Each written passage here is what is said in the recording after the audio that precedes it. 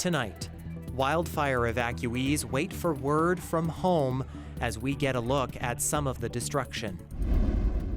A well-known Regina businessman says he has big plans for Real District. And cutbacks to elementary band in Regina have parents, students, and educators concerned. This is CBC Saskatchewan News.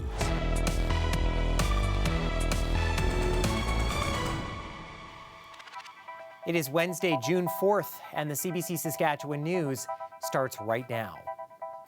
I'm Ethan Williams. Thank you for joining us. Wildfires have grown in size and intensity across the province in the last 24 hours. It comes as communities burn and residents start to find out that their homes, cottages, and businesses have been destroyed. 24 active fires are burning in Saskatchewan as of Wednesday afternoon, just 5 contained.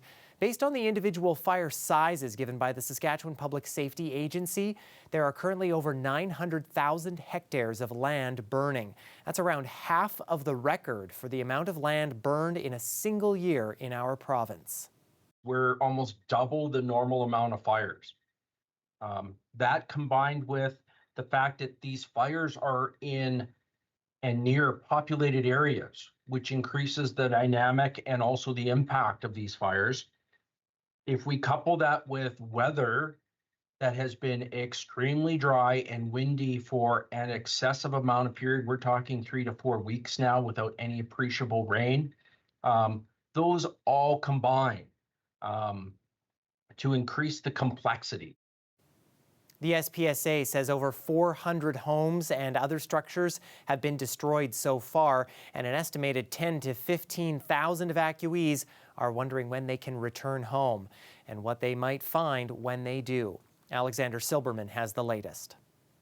Hundreds of people are continuing to arrive at this evacuation center in search of a warm meal and a place to sleep. Volunteers are cooking up bowls of chili and hot dogs, and the gym is lined with cots as people try and get a bit of rest. Many of the people filling this building are evacuees from La Ronge, watching from afar as fire tears through their community. Wildfire has now destroyed more than a dozen homes, the local hardware store, a total loss. Next door, an iconic trading post home to hundreds of Indigenous artifacts. Not even doing a damn thing. Also destroyed.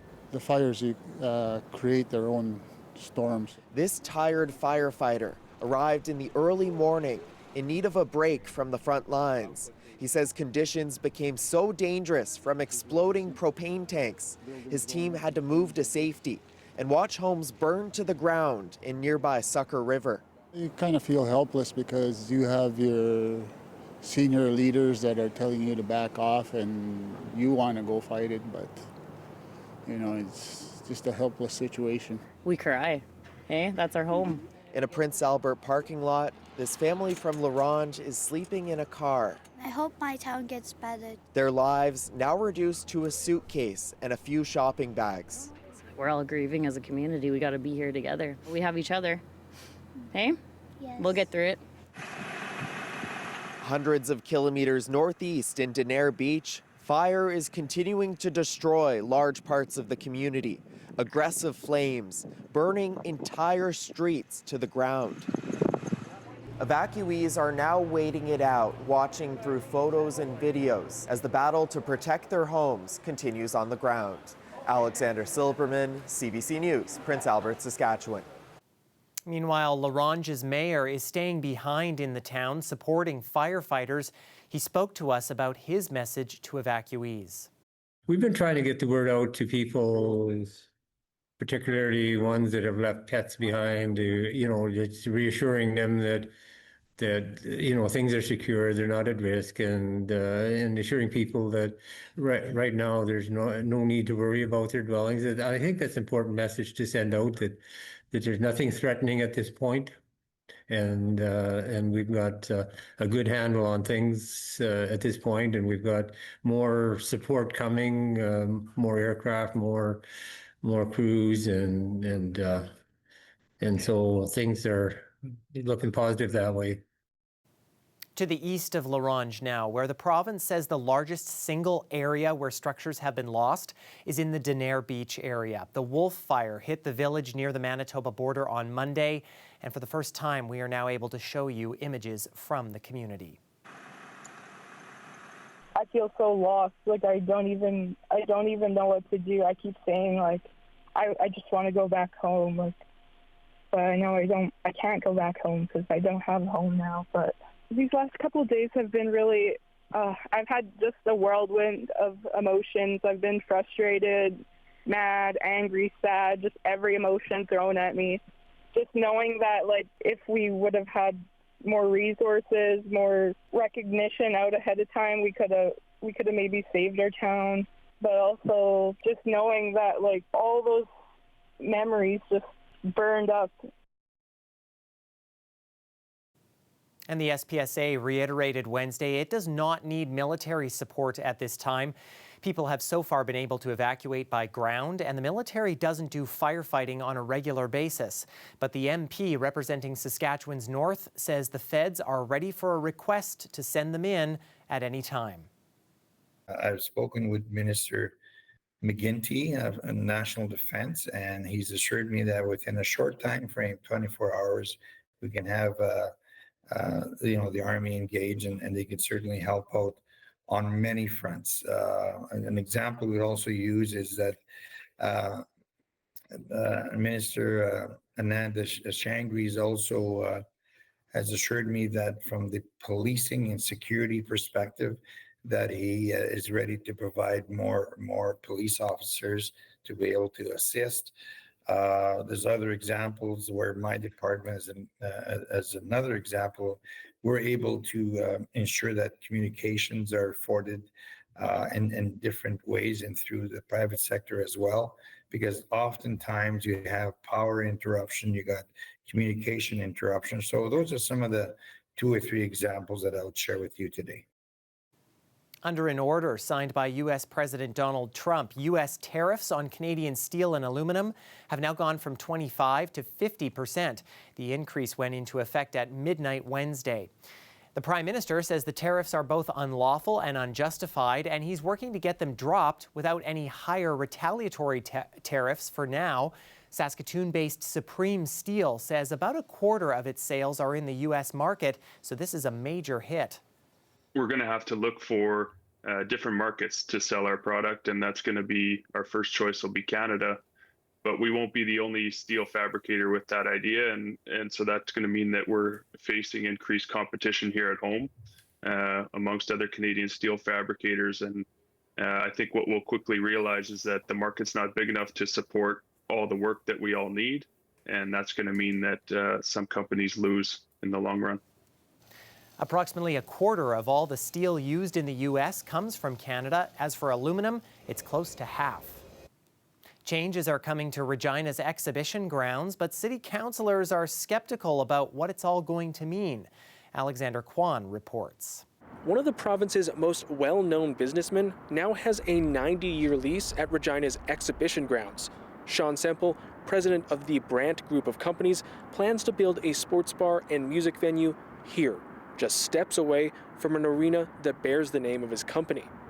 Semple will get this almost 42,000 square foot building by taking over the lease of YQR Distillery. That company owes real 6 months worth of rent, but Semple's company won't be responsible for paying the remaining $500,000 owed on that lease. Instead, he'll spend $12 million to improve the building. In exchange, he'll pay just $21 million in rent over the first 50 years of the lease. It's a deal that Real defended in front of City Council this week. It's an anchor and a real opportunity that we are excited about. And it is not a favor. We've done our due diligence. But some councillors are concerned about the length of the lease, as well as the lack of details and a rush to get the deal done quickly. I think we need the courage to believe in Regina and our people, and we don't need to degrade our value. We don't. We've never put this building out for tender. We've never asked anyone else that's doing it, and we don't have to settle. We just don't.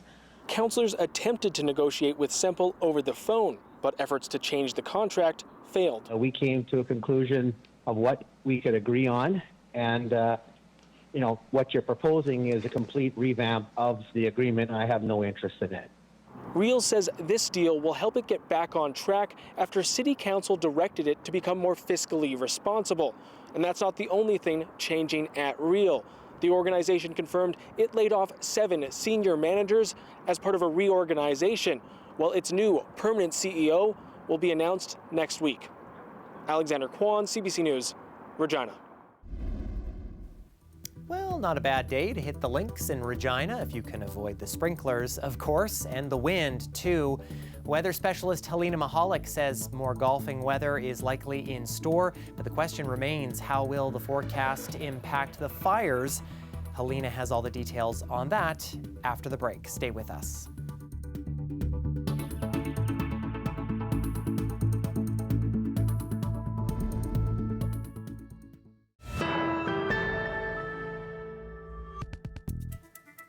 Regina Public Schools says it is reassigning some of its elementary band teachers to other teaching positions, and there could be more to follow. It comes as the school division looks to cut costs, but the decision has parents, students, and fellow educators concerned. Willem and Alex Carlson love music. Now in high school, the brothers credit elementary band for helping them grow as musicians. But cuts to the band program in Regina Public Elementary Schools this fall worries them. The division says more money for classroom complexity in the teacher's new contract means less money for other things. So about 1/3 of its elementary band teachers will be moved to new jobs. Alex Carlson says the cuts could affect students. If they want to play stuff and be in band and learn how to play music, then it's going to be harder for them to do that if they don't get enough attention from the teacher, because they need to teach a bunch of other kids. The teen's mom, Christina, is helping to lay out the reasons why elementary band matters, and other parents across Regina are doing the same. She says they've all seen the benefits band offers. My kids actually thrive in other academics because they have these outlets of these programs. So it stimulates a different part of their brain. It allows them to have a safe space to experiment and to fail and to try things new. Regina Public Schools Director of Education says other areas are also facing cutbacks. He says band was chosen because it's not a core subject and teaching resources are needed elsewhere. So you have sort of the daily program, and band takes students out above that in elementary. So in essence, the removal of 14 teachers means larger classrooms for other teachers across the system. Brent Gillioni used to teach band in Regina Public Schools. He says elementary band classes in particular are crucial for development. We teach them all the fundamentals of playing a woodwind, brass, or percussion instrument, and fundamentals, and teach them how to read music and rhythms and notation, and that's where the magic starts. Gillioni says band is an inclusive refuge for some kids, like one of his own students who's transgender. Thanks for being my homie and believing in me when I didn't believe in myself. Wow, that's pretty cool. The Bank of Canada is holding its key interest rate at 2.75%. It comes as the bank's governor says uncertainty remains high. Anis Haidari reports. With Canada in a trade war, the Bank of Canada chose to wait as Tiff Macklem keeps interest rates where they are, 2.75%. Given the unusual level of uncertainty, we are proceeding carefully, and what that means is that we're being less forward-looking than usual. The central bank standing still makes sense to business groups. Many Canadian manufacturers say tariffs, both real and threatened, also have them waiting to see what's coming from the United States, just like the Bank of Canada. That pause really is a reflection of that uncertainty and the uncertainty of whether we are going to continue to have increased output or we could fall into a recession. Another concern for the bank, inflation. Cutting interest rates can drive prices up faster. So it's a very balancing act right now to how much do you want to cut the rates and at what time to stimulate the economy, to encourage this very timid, investment, but so that you don't create other inflation and, you don't want to encourage inflation in the economy either. One part of the economy that may already be stalling, the housing market. Lower rates are not going to push people back into buying a home if they're worried they're going to lose their jobs. Most numbers don't show a recession, but economists say indicators are slowing down. But I think most Canadians would agree that the economy just feels weak. It feels frail. It feels like businesses and households are struggling. And whether you want to call that a recession or not, it means that policymakers, both fiscal and monetary, should be looking for ways to help. Those monetary policymakers at the Bank of Canada announced their next decision on interest rates in July. But what they say the Canadian economy needs, predictability and certainty, may not be something Tiff Macklem can provide. Anis Haydari, CBC News, Calgary.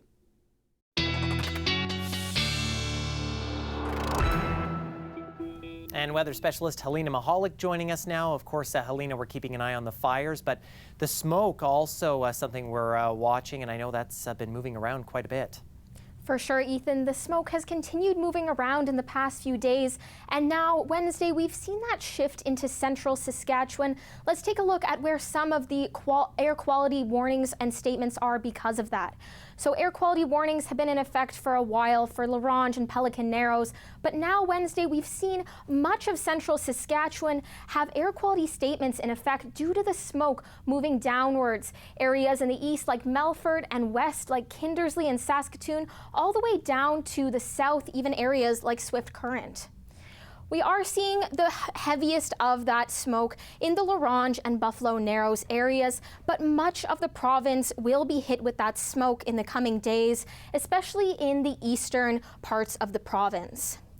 Now, Wednesday, we are seeing some areas get a lower wildfire danger report, especially some areas of the north. We are seeing temperatures cool down, but most areas of the north and even many more central areas are now seeing that extreme danger.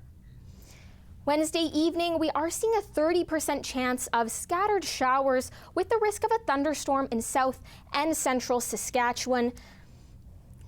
Wednesday evening, we are seeing this rain, and Thursday, we're seeing not very much rain. We're still seeing dry conditions, a small chance in the north Thursday, but this is again only a 30% chance. More rainfall becomes possible as we get closer to the weekend. Friday, there is a system that is coming in and could bring rain to the north. I spoke to Environment Canada today, and they did say that anywhere from 10 to 20 millimeters of rain is possible for the north this weekend, but that it's essential that the rain falls in the right places, and this is still a few days away. Saturday, we could also see some rain possible for the southeast corner around Estevan with another chance of some thunderstorms. Wednesday evening, we are seeing winds gusting up to 30 kilometers an hour, especially in central Saskatchewan, around the northern grain belt. As we get to Thursday afternoon, we are seeing close to 30 kilometers an hour wind gusts in the north and winds pushing up towards the north. As these fires continue, it's essential to continue keeping an eye out on our wind movement, and it is heading up into the north. And as we get to Friday, we are continuing to see up to 40 kilometers an hour winds, Ethan, especially in southern and central Saskatchewan. Yeah, we will hope that those winds stay down and are blown in the right direction. Helena, thank you so much. Thanks, Ethan. Well, the province is now making the measles vaccine available to younger children. Infants 6 to 11 months old can now get the vaccine, but that's only if they live in, are traveling to, or have contact with people in areas where there is a high risk of measles exposure. Previously, the vaccine was first offered to infants at 12 months of age. The province says the routine measles vaccination is still needed at 12 and 18 months for further protection. Between March and the end of May, there were 46 cases of measles reported in the province. Well, a veterinarian in Uganda is finding herself busy as she seeks more ways to care for her patients of all stripes. Martina Kia tends to nearly 1,000 animals who are sick or need vaccinations. More women like her are now leading conservation efforts across East Africa. Stay with us. We're back after the break.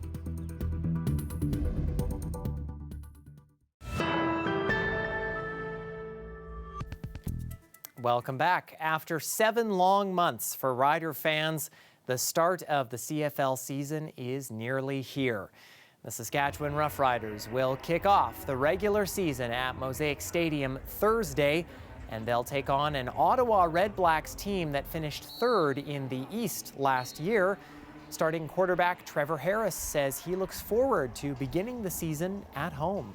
I don't know that I've done this before, opening game of the season where, you can sort of feel the excitement building up, every time you go around, town and you're in a store or whatever, people mention it to you, the countdown of the days left. And it's just kind of just reminds you, gives you chills a little bit thinking about, when you're younger, when, the town's shut down, and it's a big deal for the people here. So we're really, really excited to play in front of the best fan base in Canada tomorrow. Offensive lineman Jacob Brammer and safety Jackson Ford have been ruled out for the game. Thursday's season opener is set to kick off at 7 o'clock in Regina.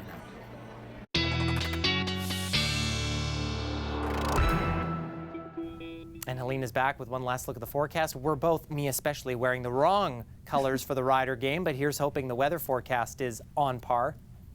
Well, Ethan, it'll be a sunny day. There is a slight chance of rain for the Riders game. Let's take a look at the forecast for Regina. It's only a 30% chance and temperatures in the mid-20s all throughout the week. Friday, we're seeing the sun coming back. Another slight chance of rain Saturday, but the rest of the weekend is looking to be sunny. And next work week, another chance of rain throughout the week. So we are seeing some moisture coming back into the province and a few breezy days here and there. Overnight lows will be above seasonal for this time of year, even in the low teens in a few days. Saskatoon will be a sunny week and temperatures in the low to mid-20s. We will see a warmer weekend, but the breeze may make things feel just that little bit cooler. As we get to next work week, temperatures are jumping up closer to just below the 30-degree mark. And again, temperatures overnight will be above seasonal and in the low teens. And Ethan, we're definitely keeping an eye on the wind, not just in Saskatoon, but especially in the north during this time. Yeah, absolutely. We are keeping a close eye for sure. Okay, Helena, thanks so much. Thanks, Ethan. And that is it for us. For more news anytime, including all the latest on the fires, you can head to cbc.ca/Sask or subscribe to our CBC Saskatchewan YouTube channel. And of course, you can always download the CBC News app on your smartphone or tablet. Thanks so much for watching.